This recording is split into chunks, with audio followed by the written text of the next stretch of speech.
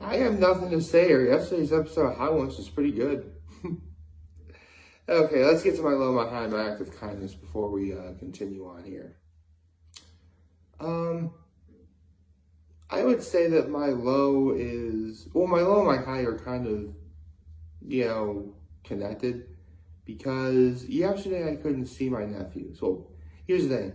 They're still busy potty training, and the last thing they really need is, their uncle being there to potentially distract them.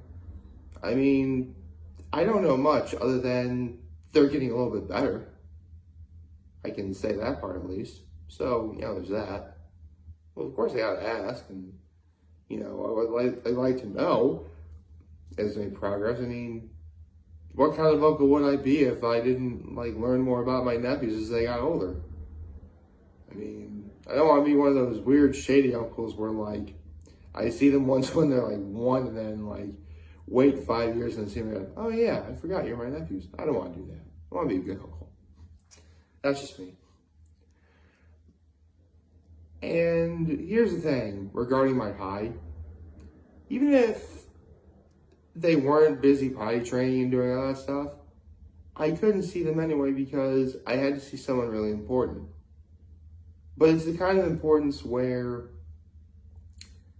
after meeting up with this person, I really felt, better. Because, I think I've shared this already before, but I actually am seeing a therapist. And this is that special person that I see. And, we've been talking a lot about, stuff. I don't want to get into too much other than, every time that, I meet up with with my therapist, it's great. It really does, that it's worth my high, no questions asked. And my act of kindness was I ran a couple of errands for my grandmother yesterday. And I'll probably have to do it again, today, but, I don't mind it. So that being said, let's talk about Tessa Thompson and Hot Ones. Good morning and happy Friday, everyone. By the way, I totally messed up. Tessa Thompson was not on The Masked Singer.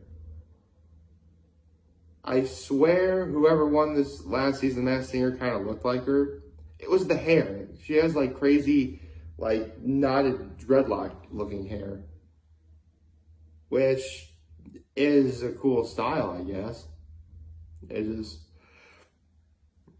You're not gonna. Actually, no, it was like cornrow, dreadlock, knot sort of looking thing. Or whatever. It was weird.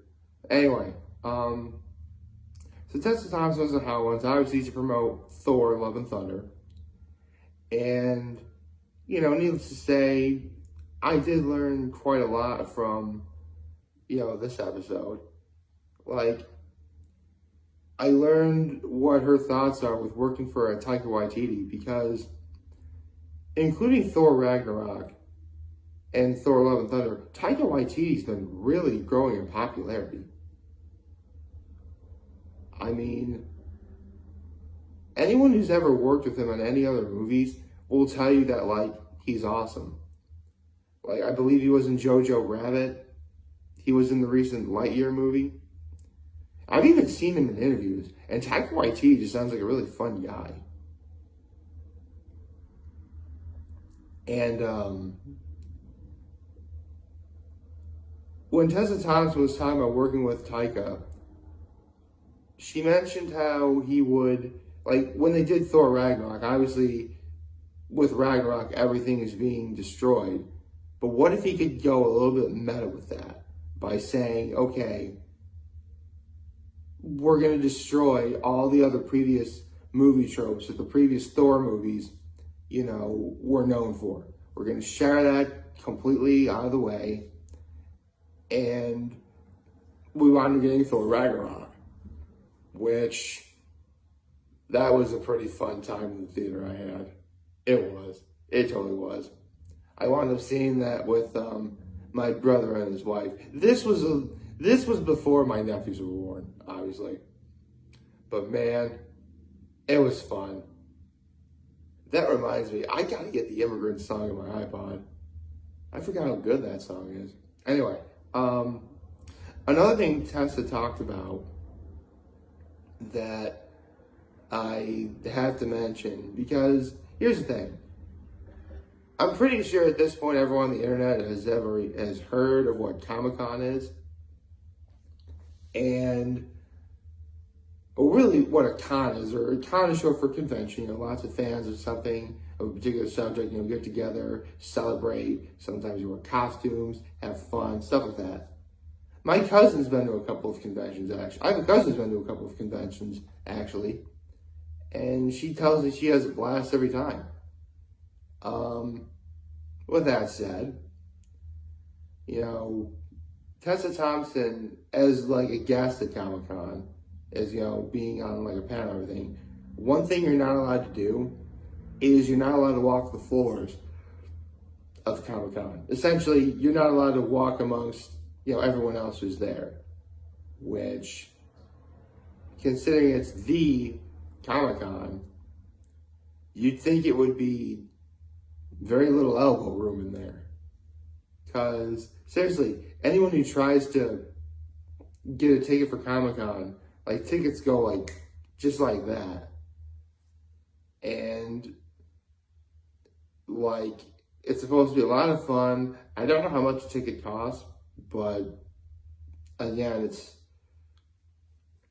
probably not worth it if it's going to be that, like, big and crowded. Not that I wouldn't mind going, but, you know, I don't know, maybe. If I was ever invited to a con, yeah, I would go. Like, if I was ever to sit on, like, a panel and stuff like that, and people ask me questions, sure, I'd take part in that, easy. Although, to be honest, I've been about as open and honest about who I am as I could be.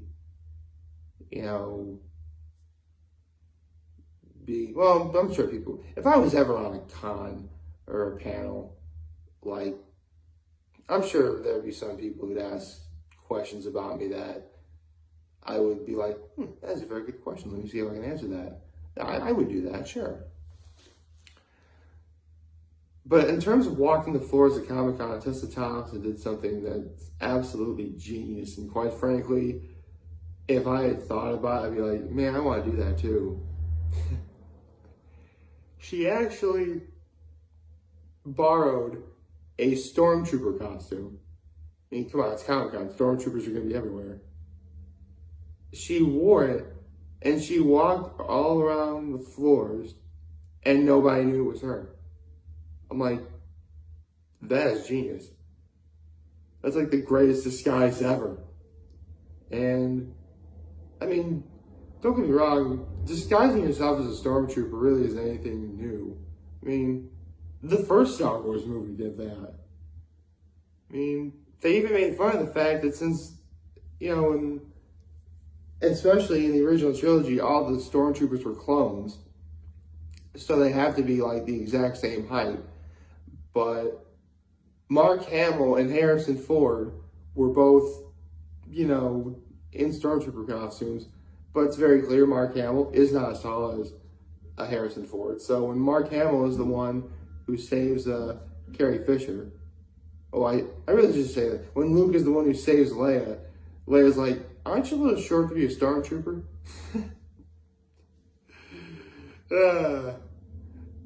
I think that's actually a joke that we can really all look at back now and laugh. I mean, yeah, everyone says that the prequels are bad, but not me. Oh, they're not as good as, you know, the two later trilogies, obviously, but, you know, they served a purpose. And I can pull out good moments from each and every single one of those movies. For sure. Anyone can. I mean, I remember seeing Revenge of the Sith at midnight in the theater. Actually, I'd seen all the original trilogy. I'd seen all the prequel trilogy in the theater. And I had a great time every time. You know what? I think I can probably tell you one of the best moments I ever saw. It was actually when I saw Attack of the Clones in the theater. And I actually saw it with my father. And since I'm talking about, and here's the thing, they're the prequels. Of course they're not, looking back, of course they're not as good as the original series. But I didn't know that then. My father didn't really realize that then either. All we saw was the instant that Yoda pulled out his lightsaber. Everybody in the theater cheered. That is a moment I will never forget, man. Right, I was talking about Tessa Thompson on Hot Ones. Yeah. I really liked how during the interview, they get to the bomb, and Sean's like, this is one moment I never look forward to, or I never wish upon anyone, and that's when he gets to the bomb. And just like everyone else, you know, Tessa Thompson felt the heat of the bomb. But she did pretty well overall. Seriously. I mean, I really find that, like, if it's a star that I know or just barely know, I like how I get to learn more about these sorts of things. I like how when they find... Actually, that reminds me, they brought back the laptop. Explain that Graham came back and they brought back the laptop. Oh, man. I forgot all about the laptop. Has it really been that long? Actually, no, yeah, it has. Because thanks to the pandemic, you know, I was like a couple of years of, you know, there's a while where they had to do everything via Zoom. So, yeah, it really has been that long. So I'm trying to fight back some yawns, if you pardon me on that. I can't believe it's been that long since, you know, we had any of that. It's unbelievable. And, you know, I mean, they brought back the laptop. I guess, because, you know that phrase, like, you don't want to take anything for granted? And don't get me wrong, I knew that Hot Ones is going to continue on during the pandemic. And I knew it was going to need some changes. The laptop never even crossed my mind until they brought back, hey, it's a laptop, cool. Oh, boy. Man, this pandemic really did change a lot. Even more so. Seriously, just when you think you've realized that everything about this world has changed since March of 2020, you find something new about it that just makes you think, wow, this world really did change. Or something's brought back, I'm like, wow, has it really been that long? But it has.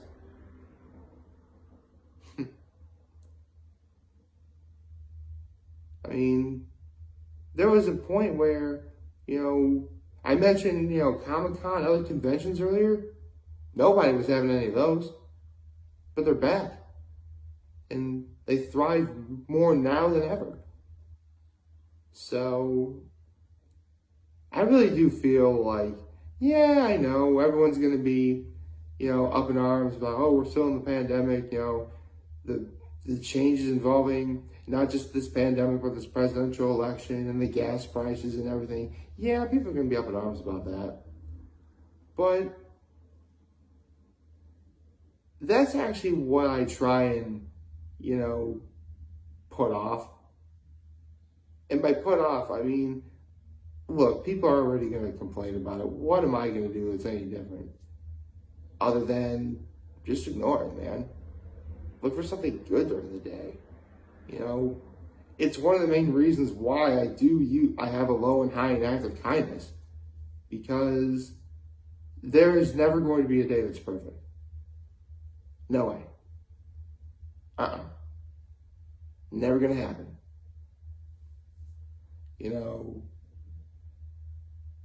honestly, I find it really relieving whenever I do a low and high energy cast. I'm like, man, I can barely think of anything that's considered a low. That's actually a good thing. That's something that you should strive for each and every day. You're not going to get that each and every day, but it's something you should strive for.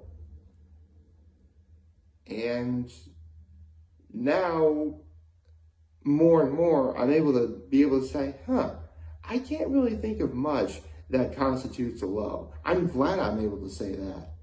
I mean, I still have to because, it's a sign that, this world is perfectly imperfect.